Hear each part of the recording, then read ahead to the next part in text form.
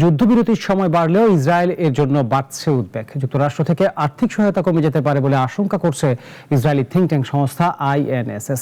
জনমত পরিবর্তনের কারণে দীর্ঘদিনের কৌশলগত সমর্থন ঝুঁকিতে পড়তে পারে বলে সতর্ক করেছে বিশ্লেষকরা। ডেস্ক রিপোর্টে বিস্তারিত। যুক্তরাষ্ট্রে ইসরায়েলের জনপ্রিয়তা দ্রুত কমে যাওয়া এখন দেশটির জাতীয় নিরাপত্তার জন্য বড় হুমকি হিসেবে দেখা হচ্ছে, এমন সতর্কবার্তা দিয়েছে Israeli think tank institute for national securities studies INSS।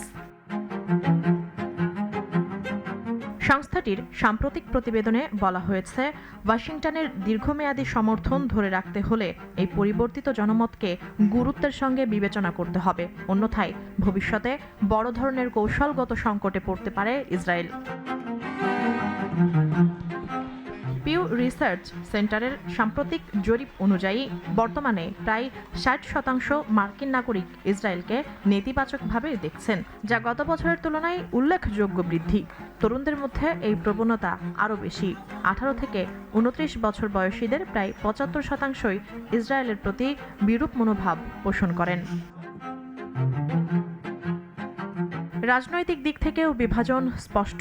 ডেমোক্র্যাটদের বড় অংশ এবং উল্লেখযোগ্য সংখ্যক রিপাবলিকানও এখন ইসরায়েলকে নেতিবাচকভাবে দেখছেন। এমনকি ডোনাল্ড ট্রাম্পের সমর্থক হিসেবেও পরিচিত কিছু গোষ্ঠীর মধ্যেও এই মনোভাব পরিবর্তন দেখা দিচ্ছে। গাজায় চলমান সংঘাত এবং ইরান সম্পর্কিত উত্তেজনা এই জনমত পরিবর্তনকে আরও ত্বরান্বিত করেছে। অনেকেই মনে করছেন বেনিয়ামিন নেতানিয়াহু ব্যক্তিবর্গ রাজনৈতিক স্বার্থে এসব সংঘাতকে উস্কে দিয়েছেন। এমনকি মার্কিন ইহুদিদের মধ্যেও সমর্থন কমেছে। বিভিন্ন জরিপে দেখা গেছে তাদের বড় অংশ এখন ইসরায়েলকে শর্তহীন সহায়তা দেওয়ার বিপক্ষে। যদিও মার্কিন কংগ্রেসে ইসরায়েলের জন্য সামরিক সহায়তা এখনও বহাল রয়েছে, তবে বিরোধিতার মাত্রা বাড়ছে। বিশেষ করে ডেমোক্র্যাটদের মধ্যে এই পরিবর্তনকে গুরুত্বপূর্ণ সংকেত হিসেবে দেখা হচ্ছে। প্রতিবেদনে আরও বলা হয়েছে, বর্তমানে মার্কিন জনমতের বিচারে রাশিয়া, ইরান ও চীনের পরেই সবচেয়ে অজনপ্রিয় দেশগুলোর একটি হয়ে উঠেছে ইসরায়েল।